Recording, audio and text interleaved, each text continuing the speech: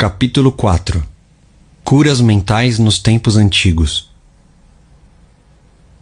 Através dos tempos, indivíduos em todos os continentes, climas e culturas souberam instintivamente que em algum lugar havia um poder curador que podia restaurar as aptidões e funções do corpo humano, trazendo-o de volta ao estado normal de eficiência e boa saúde.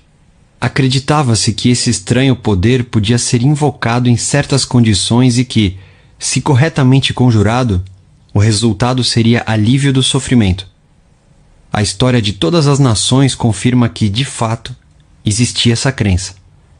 Na história antiga, dizia-se que o poder de influenciar o homem secretamente para o bem ou para o mal, incluindo a cura de doentes, era prerrogativa de sacerdotes, sacerdotisas e pessoas sagradas.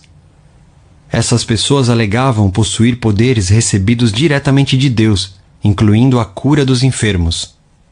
As técnicas e os processos de cura variavam em todo o mundo, embora, de maneira geral, incluíssem súplicas e oferendas ao Deus e cerimônias variadas, tais como imposição de mãos, encantamentos e uso de amuletos, talismãs, relíquias e imagens. Nas religiões da antiguidade, por exemplo, sacerdotes nos templos drogavam os pacientes e lhes davam sugestões hipnóticas quando adormecidos. Eles eram informados de que os deuses os visitariam sem falta durante o sono e que os curariam. Numerosas curas aconteciam. Os devotos de Hécate recebiam instruções para misturar lagartos com resina, olíbano e mirra e triturar tudo isso ao ar livre, quando a lua estava em quarto crescente. Após a execução desses ritos bizarros e misteriosos, eles rezavam à deusa, engoliam a poção já preparada e mergulhavam no sono. Se a fé era suficiente, viam-na em sonho. Esse rito, que nos parece tão estranho, até mesmo fantástico, era frequentemente seguido por curas. Nos tempos antigos, o homem inventou numerosas e eficazes maneiras de ganhar acesso ao poder incrível da mente subconsciente e usá-la para a cura. Embora soubessem que esses procedimentos funcionavam, não sabiam como ou por que produziam resultados. Hoje sabemos que sugestões poderosas eram dadas à mente subconsciente. Rituais, poções e amuletos atraíam profundamente a imaginação do homem e facilitavam a aceitação, pelo subconsciente, das sugestões repetidas do curandeiro. O trabalho de cura, porém, era realizado pela própria mente subconsciente do paciente. Em todas as eras, curandeiros leigos obtiveram sucessos notáveis em casos em que a perícia médica tradicional fracassara e os pacientes haviam entrado em desespero. Essa situação nos leva a perguntar: de que modo esses curandeiros em todo o mundo faziam e fazem curas? A resposta é que as curas ocorrem porque a crença cega do doente libera o poder curador existente na mente subconsciente. Quanto mais fantásticos e estranhos os remédios e métodos usados pelos curandeiros, mais provável era que os pacientes acreditassem que algo tão estranho tinha que ser incomumente poderoso. A excitação emocional tornava-lhes fácil aceitar a sugestão de saúde, tanto pela mente consciente quanto pela subconsciente. Esse ponto será discutido em mais detalhes no capítulo seguinte. Relatos bíblicos de uso dos poderes do subconsciente. Por isso vos digo que tudo quanto em oração pedirdes, credes que recebestes, e assim será convosco. Marcos, capítulo 11, versículo 24. Releiam essa passagem e prestem toda a atenção à diferença nos tempos dos verbos. Os verbos crer e receber estão no presente, ao passo que o assim será convosco está no futuro. O inspirado evangelista nos diz algo da mais alta importância com essa diferença aparentemente pequena na construção gramatical da sentença. Se acreditamos e aceitamos como verdade o fato de que nosso desejo já foi atendido e realizado, que já foi completado, sua realização se seguirá como algo no futuro.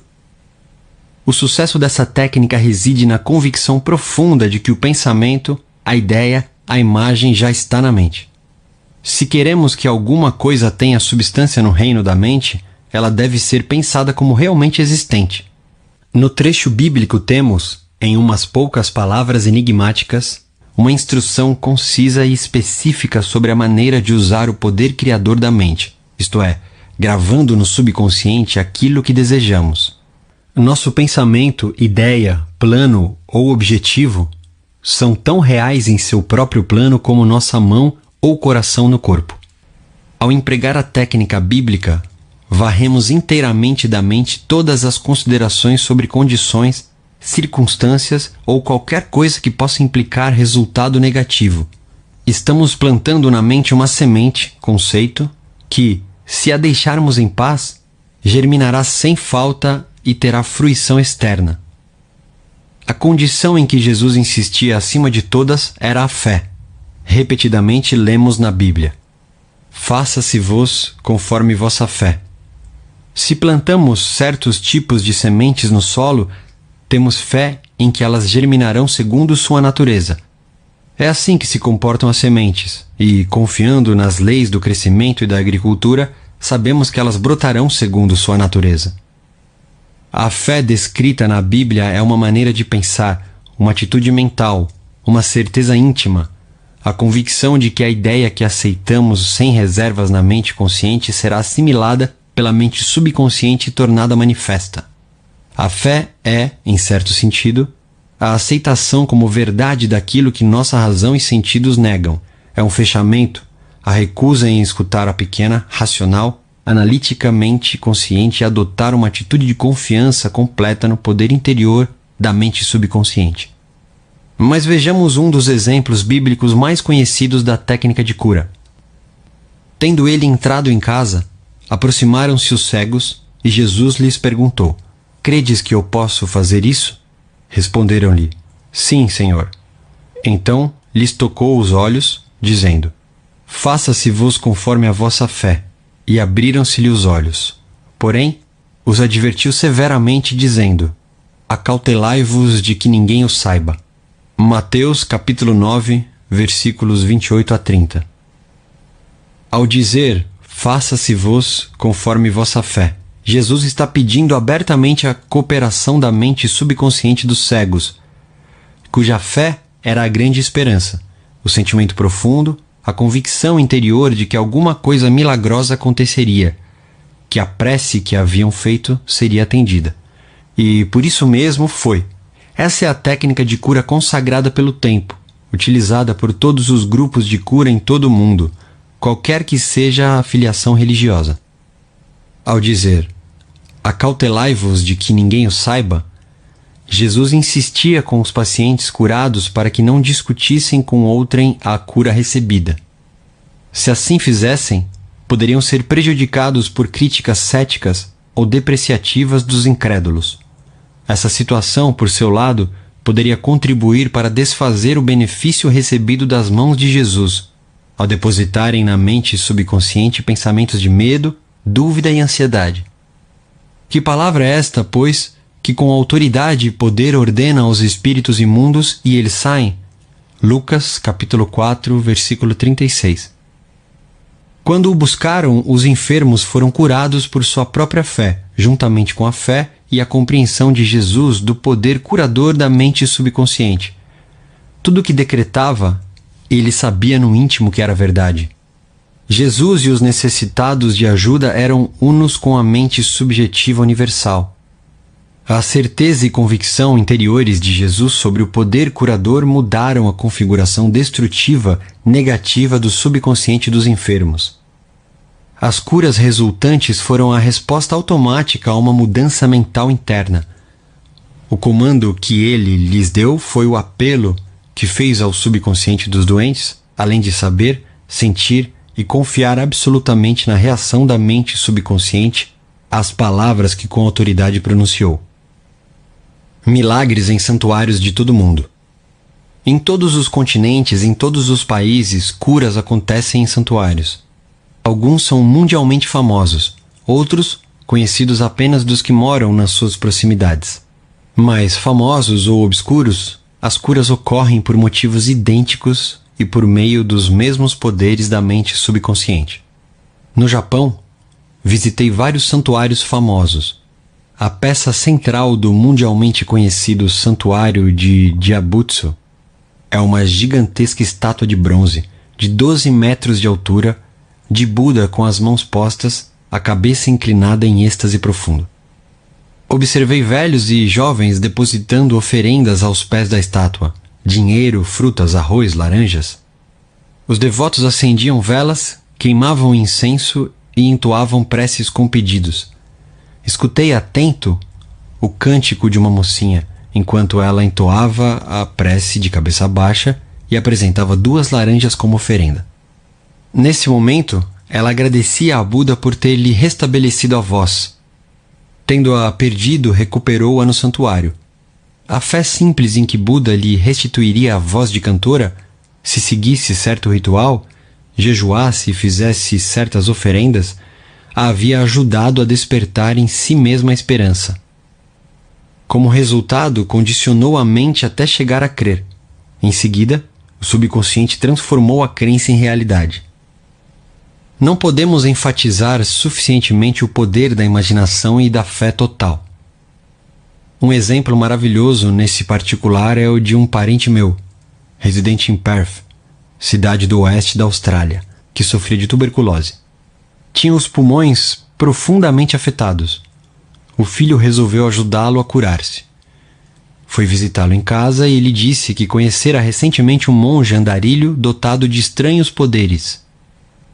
O monge regressara pouco tempo antes de uma longa estada em um dos santuários de cura mais famosos da Europa. Nele conseguiram um minúsculo fragmento da verdadeira cruz, engastado em um anel dos tempos da Idade Média.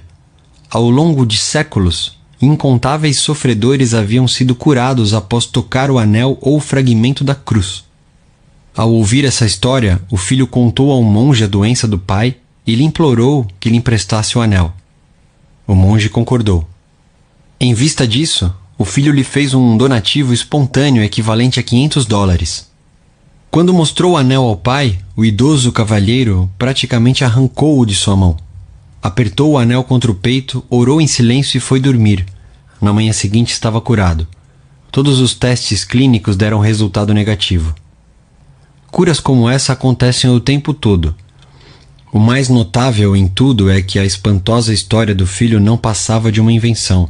Na verdade, ele pegara um fragmento de madeira comum na rua, levara-o a um joalheiro e mandaram engastá-lo em um anel de desenho antigo. Em seguida, deu-o ao pai. O leitor sabe, naturalmente, que não foi o pedacinho de madeira apanhado na rua que curou o pai do rapaz. Não. Foi a imaginação despertada em grau intensíssimo, além da esperança confiante em que ficaria inteiramente curado. A imaginação ligou-se à fé, que é uma emoção subjetiva, e a união das duas realizou a cura pelo poder do subconsciente. O pai jamais soube do estratagema. Se isso tivesse acontecido, ele, quem sabe, poderia ter sofrido uma recaída. Mas em vez disso, a tuberculose jamais voltou. Permaneceu inteiramente sadio e faleceu de outras causas 15 anos depois, com a idade de 89 anos. Um único princípio universal de cura. É fato bem conhecido que todas as várias escolas de cura proclamam sucessos documentados dos mais maravilhosos tipos. A conclusão mais óbvia que ocorre à mente é que deve haver algum órgão ou processo comum a todas elas. Na verdade, há. O órgão de cura é a mente subconsciente e o processo, a fé. Pense bem nas verdades fundamentais seguintes. Você desempenha funções mentais que foram diferenciadas, designando-se umas como mente consciente e as outras como mente subconsciente. A mente subconsciente é, invariavelmente, suscetível ao poder da sugestão.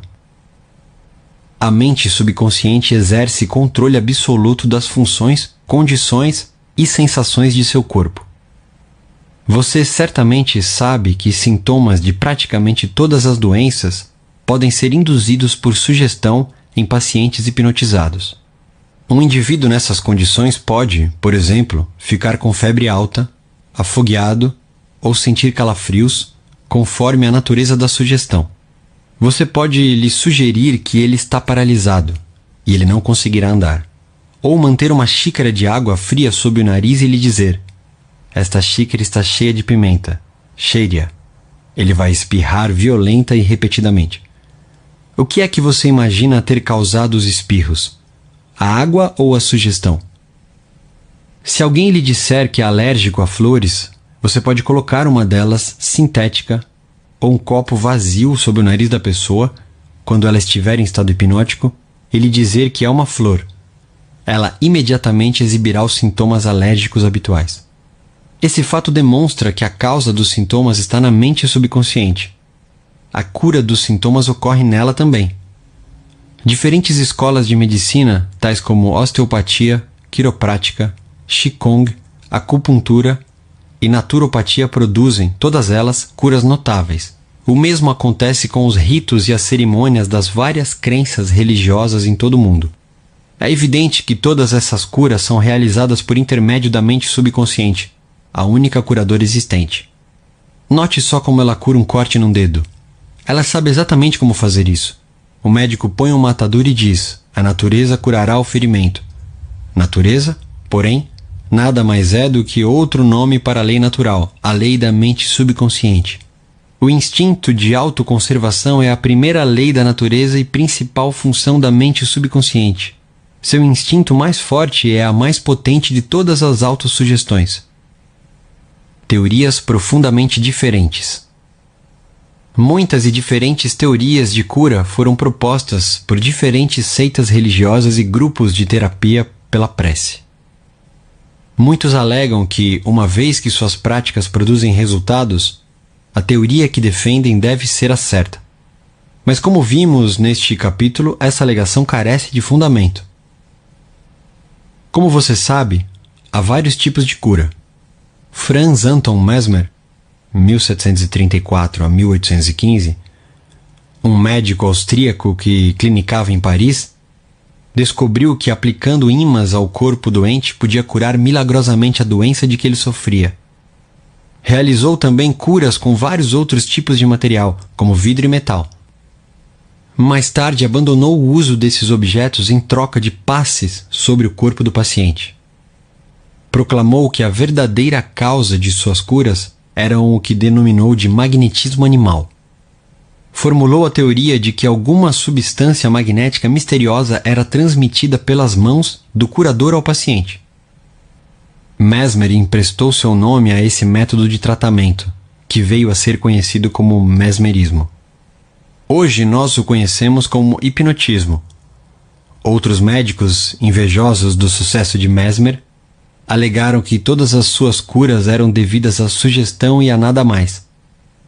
Quando pressionados, porém, tiveram que confessar que não sabiam como o poder da sugestão produzia efeitos tão notáveis. Todos esses grupos, psiquiatras, psicólogos, osteopatas, quiropráticos, médicos e grupos religiosos de todos os tipos, utilizam o poder universal único existente na mente subconsciente. Todos podem proclamar que as curas são explicadas por suas teorias, embora a verdade seja muito diferente. O processo da cura, qualquer que seja ela, é uma atitude mental definida, positiva, uma atitude interior ou maneira de pensar denominada fé. A cura é devida a uma esperança confiante que atua como sugestão poderosa à mente subconsciente, liberando seu poder curador. Ninguém cura usando um poder diferente do usado por outro. É bem verdade que ambos podem ter teorias ou métodos próprios, mas só há um único processo de cura, o da fé. Só há um único poder curador, isto é, a mente subconsciente. Escolha qualquer teoria, crença ou método que o agrade, e pode ficar tranquilo de que, se tiver fé, obterá resultados. Opiniões de Paracelso. Philippus Paracelsus, famoso alquimista e médico suíço que viveu de 1493 a 1541, foi um grande curandeiro em seus dias. E afirmou o que é um fato científico óbvio, quando disse: seja o objeto de sua fé real ou falso, você ainda assim obterá os mesmos resultados. Dessa maneira, se eu acreditar na estátua de São Pedro como teria acreditado no próprio São Pedro, obterei os mesmos resultados que teria obtido com ele. Mas isso é superstição. A fé, contudo, produz milagres e, seja ela verdadeira ou falsa, sempre produzirá as mesmas maravilhas. As opiniões de Paracelso foram repetidas no século XVI por Pietro Pomponazzi, um filósofo italiano, que escreveu o seguinte: podemos facilmente conceber os efeitos maravilhosos que a confiança e a imaginação podem produzir, especialmente quando ambas as qualidades existem nos sujeitos e nas pessoas que os influenciam. As curas atribuídas à influência de certas relíquias constituem efeitos da imaginação e da confiança das pessoas nessas relíquias. Charlatões e filósofos sabem que se os ossos de qualquer esqueleto fossem postos no lugar dos ossos de um santo, os doentes ainda assim experimentariam efeitos benéficos, se acreditassem que eram relíquias autênticas. Pense só no que isso implica. Se acredita no poder dos ossos de santos, ou nas propriedades curadoras de certas águas, ou, como meu parente australiano, nos efeitos milagrosos de um pedaço de madeira, você obterá resultados devido à poderosa sugestão dada à sua mente subconsciente. É esta que realiza a cura. Os experimentos de Bernheim. Hippolyte Bernheim, professor de medicina em Nancy, França, em princípios do século XX, foi um dos primeiros a explicar como a sugestão do médico ao paciente produz efeitos devido à força da mente subconsciente. Bernheim contou a história de um homem com paralisia na língua. Foram tentadas todas as formas de tratamento, sem nenhum sucesso. Certo dia, porém, seu médico anunciou que ouvira falar de um novo instrumento que, com certeza, aliviaria o problema. Em seguida, ele colocou um termômetro na boca do paciente, que acreditou que era o instrumento que o salvaria. Momentos depois, gritou alegremente que podia mover a língua com a maior facilidade. Continua Bernheim. Entre nossos casos, são encontrados fatos do mesmo tipo. Uma mocinha veio ao meu consultório sofrendo de perda completa da voz havia quase 4 semanas. Depois de chegar a um diagnóstico seguro, eu disse a meus alunos que a perda da voz cedia, às vezes instantaneamente, à aplicação de eletricidade, que só poderia agir simplesmente por sua influência sugestiva. Mandei buscar o aparelho de indução. Botei a mão sobre a laringe da paciente, movia um pouco e disse: agora você pode falar alto. Um instante depois a fiz dizer A, em seguida B e, depois, Maria. Ela continuou a falar com clareza e o problema desapareceu. Herr Bernheim estava demonstrando o poder da fé e da esperança por parte da paciente, que atuaram como sugestão poderosa sobre a mente subconsciente. Bolha formada por sugestão. Diz Bernheim que provocou o aparecimento de uma bolha na nuca de um paciente, colando nela um selo de correio e sugerindo que era um pedaço de papel pega-mosca. Esse tipo de demonstração foi confirmado por experimentos e experiências de numerosos médicos em muitas partes do mundo, e não deixam dúvida de que mudanças estruturais no corpo podem ser feitas como resultado de sugestão oral ao paciente. A causa dos estigmas sangrentos. Hemorragias e estigmas sangrentos podem ser induzidos por sugestão. Como demonstração desse fato, o Dr. M. Bourham colocou uma pessoa em transe hipnótico e lhe deu em seguida a sugestão seguinte: às 16 horas após a hipnose, você virá ao meu consultório, se sentará nessa poltrona e cruzará os braços sobre o peito. Seu nariz, nessa ocasião, começará a gotejar sangue. Naquela tarde, o jovem fez exatamente o que lhe havia sido dito. Logo que cruzou os braços, várias gotas de sangue pingaram da narina esquerda. Em outra ocasião, o mesmo pesquisador escreveu o nome do paciente em ambos os antebraços, com a ponta rombuda de um instrumento, enquanto ele estava em transe hipnótico. Em seguida, disse Bourham: às 16 horas você cairá no sono. Seu braço sangrará ao longo das linhas que eu tracei e seu nome aparecerá escrito em seus braços em letras de sangue. Naquela tarde o paciente foi atentamente observado. Às 16 horas ele caiu no sono. No braço esquerdo, as letras sobressaíram em relevo brilhante e, em alguns pontos, havia gotas de sangue. Embora as letras desaparecessem gradualmente, elas continuaram ainda levemente visíveis 3 meses depois. Esses fatos demonstram simultaneamente a correção das duas proposições expostas, isto é, a suscetibilidade invariável da mente subconsciente ao poder da sugestão e o controle perfeito que ela exerce sobre funções, sensações e condições do corpo. Todos os fenômenos citados retratam vividamente condições anormais induzidas por sugestão, e são provas conclusivas de que, assim como o homem pensa em seu coração, mente subconsciente, assim ele é. Recapitulação de pontos importantes sobre cura. 1. Lembre frequentemente a si mesmo que o poder curador está em sua mente subconsciente. 2. Convença-se de que a fé é como uma semente plantada no solo e que cresce segundo sua natureza. Plante a ideia, semente, na mente, regue-a, fertilize-a com esperança e ela brotará. 3. A ideia que você tem para um livro, invenção ou peça é real em sua mente. Essa é a razão por que acredita que a tem agora. Acredite na realidade de sua ideia, plano ou invenção e, ao fazer isso, ela se concretizará. 4. Ao rezar por outra pessoa, saiba que seu conhecimento interior, silencioso, da completude, beleza e perfeição, pode mudar as configurações negativas da mente subconsciente da outra pessoa e produzir resultados maravilhosos. 5. As curas milagrosas de que ouve falar, ocorridas em vários santuários, são devidas à imaginação e à fé total, que agem sobre a mente subconsciente da pessoa, liberando o poder criador. 6. Todas as doenças têm origem na mente. Nada aparece no corpo, a menos que exista um modelo mental correspondente. 7. Os sintomas de praticamente todas as doenças podem ser induzidos por sugestão hipnótica. Esse fato demonstra o poder de seu próprio pensamento. 8. Só há um processo de cura, é a fé. Só há um poder curador, isto é, a mente subconsciente. 9. Seja real ou falso o objeto de sua fé, você obterá resultados.